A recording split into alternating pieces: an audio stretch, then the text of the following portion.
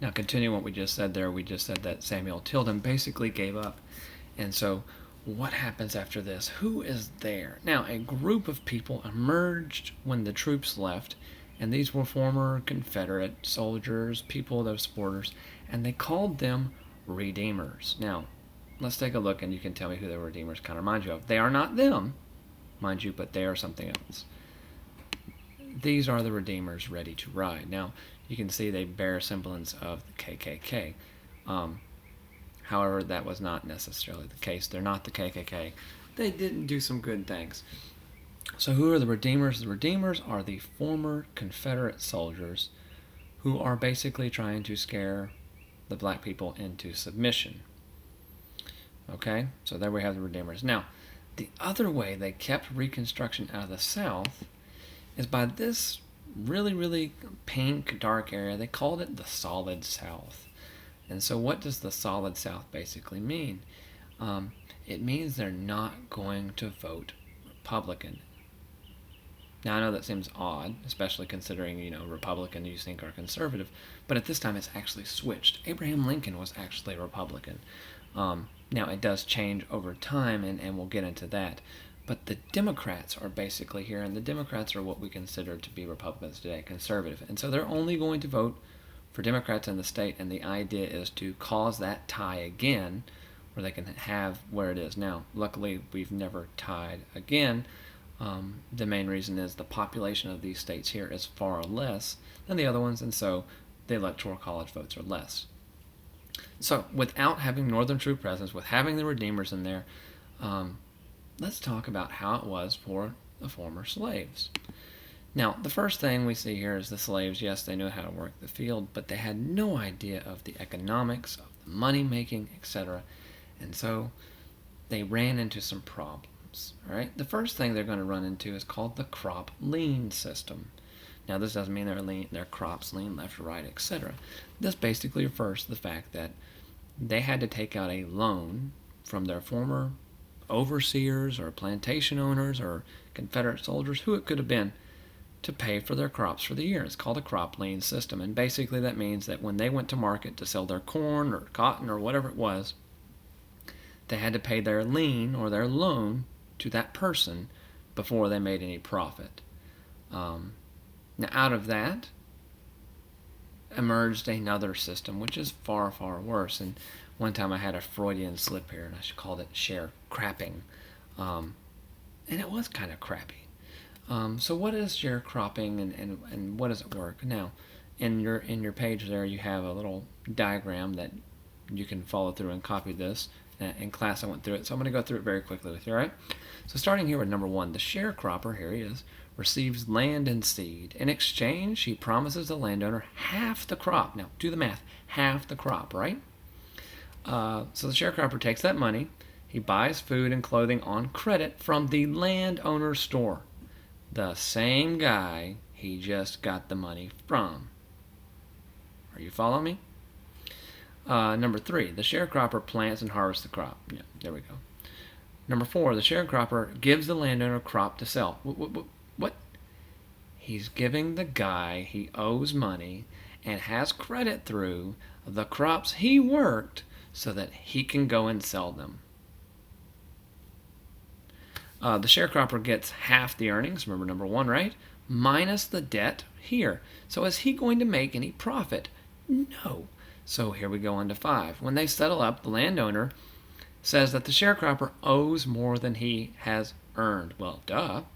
And so to pay the debt, the sharecropper promises the landowner a greater share of next year's crop. But if we can't afford 50%, how are we going to afford it at 60 or 75 or 80? And so that is sharecropping. All right? So sharecropping is a system very similar to slavery, and it actually leads to a persistent cycle of poverty. And that's the main thing I want you to get here is persistent cycle of poverty. And that's horrible, right?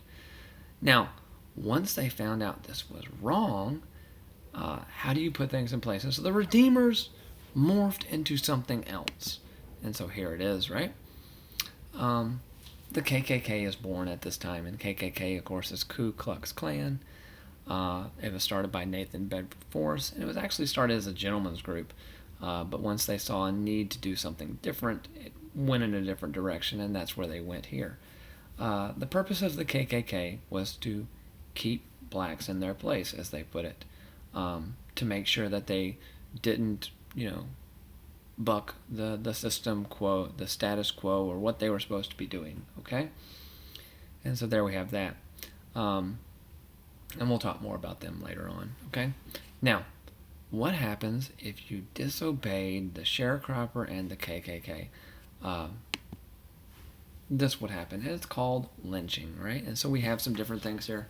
And I went away from the actual hanging because, I mean, you can go see that. I think words pop out, and this is so important, right? So look here. One was publicly whipped for assault on a woman by a Delaware jailer. He was given 30 lashes with a cat o' nine tails. That's a whip. Sent to penitentiary for 50 years. Now, what was his big thing? He kissed a young girl. So we got 30 lashes and 50 years. So guys, stay away from the girls. They're not worth it, right? At least not at this time, correct?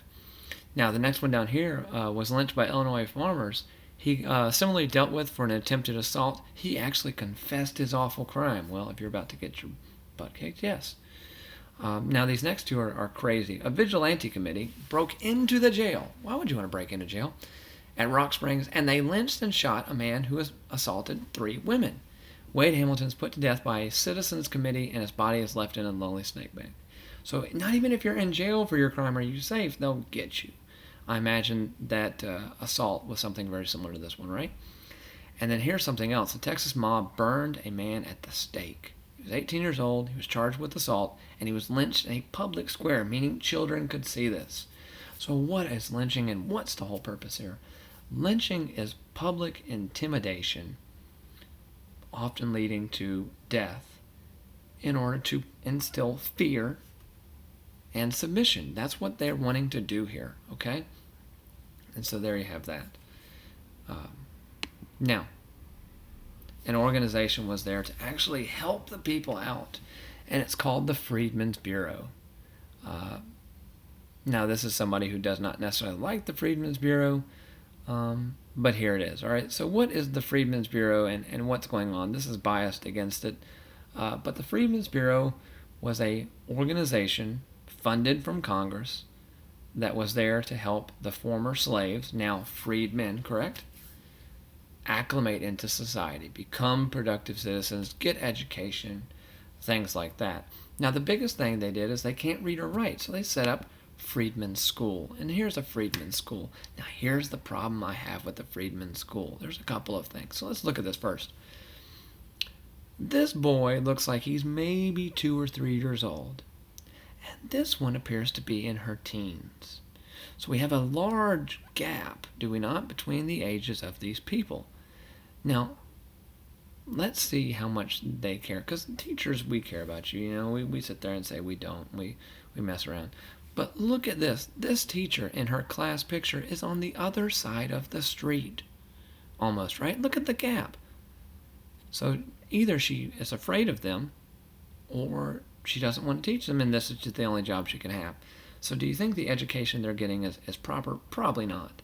But that was the organization of the Freedmen's Bureau. Didn't really work out well.